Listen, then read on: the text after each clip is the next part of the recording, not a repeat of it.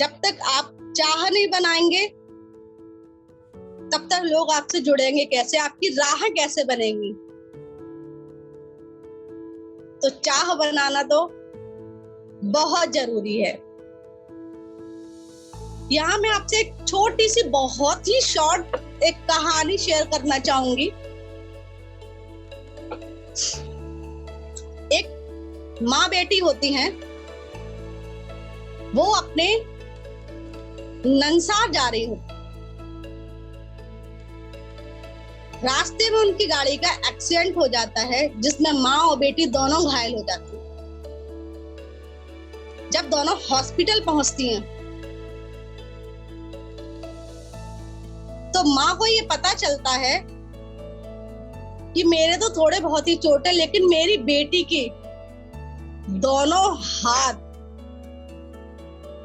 बिल्कुल खराब हो चुके हैं। इस वजह से उसके दोनों हाथों को काटना पड़ा।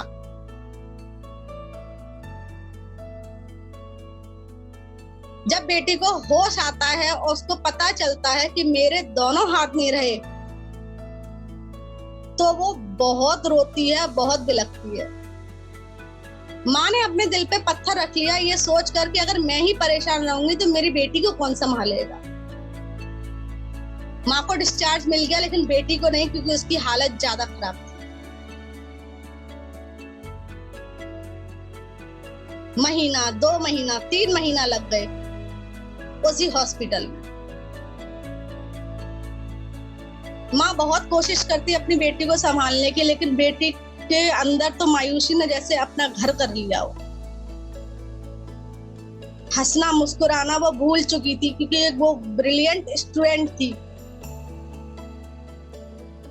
और हाथों की जाने की वजह से वो अपने आप को हर पल असहाय महसूस करती। कुछ टाइम बाद उसको भी डिस्चार्ज मिल गया और वो घर आ गई।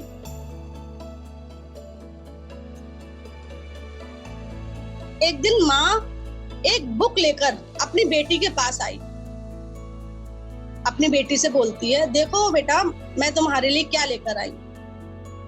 बेटी ने कहा, क्या है माँ? माँ बोलती है, देखो मैं तुम्हारे लिए कितनी प्यारी, कितनी अच्छी किताब लेकर आई हूँ। तो बेटी रो पड़ी, बोलती है, माँ अब इस किताब का मैं क्या करूं? मैं लिख नहीं सकती, तो मैं परीक्षाएं नहीं दे सकती, फिर इस पढ़ाई का मेरे जीवन में कोई मोल नहीं। माँ ने कहा, तुम चिंता मत करो, मैं तुम्हारा दाखिला एक विकलांग स्कूल में करा दूंगी, वहां तुम जाओ, तुम्हें वहां अच्छा लगेगा। माँ के कहने पर बेटी स्कूल चली गई। उसकी मुलाकात वहां एक लड़के से हुई जिसकी आंखें खराब थी।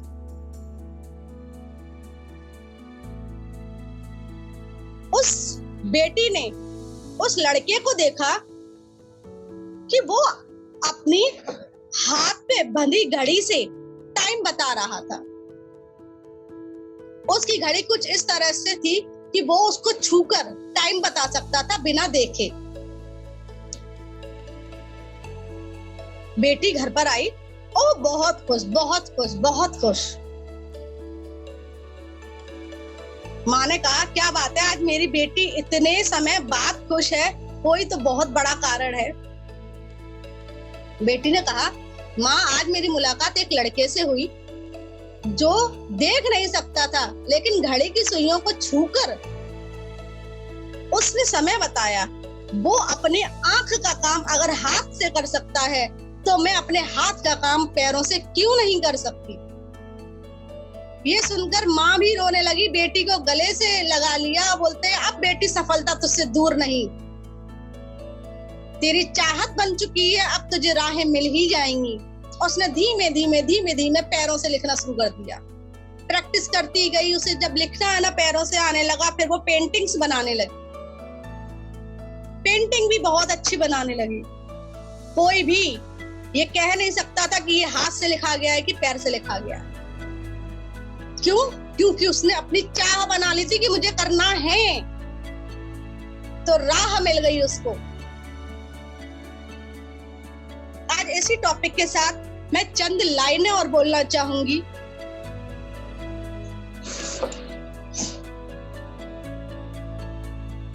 प्लीज जरा गौर से सुनिए। जहां चाह बनी वहां राह बनी, जहां चाह बनी वहां राह बनी, आसान हो या कठिन राह हमको तो मंजिल है तय करनी। जहां चाह बनी वहां राह बनी, मत ढूंढ बहाना लाचारी का, मत ढूंढ बहाना लाचारी का, आलसपन का, बर्बादी का।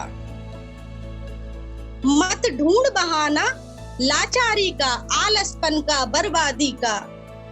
जीत है पक्की अगर सीख ले, जीत है पक्की अगर सीख ले, कैसे है तुझको हट करनी।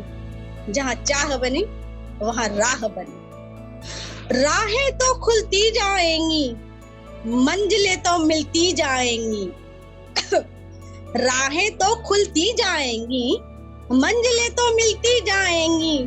बस चाह बना ले मंजिल की तू, जो लक्ष्य बना ले उसको पा ले तू। जो लक्ष्य बनाया उसको पा ले तू।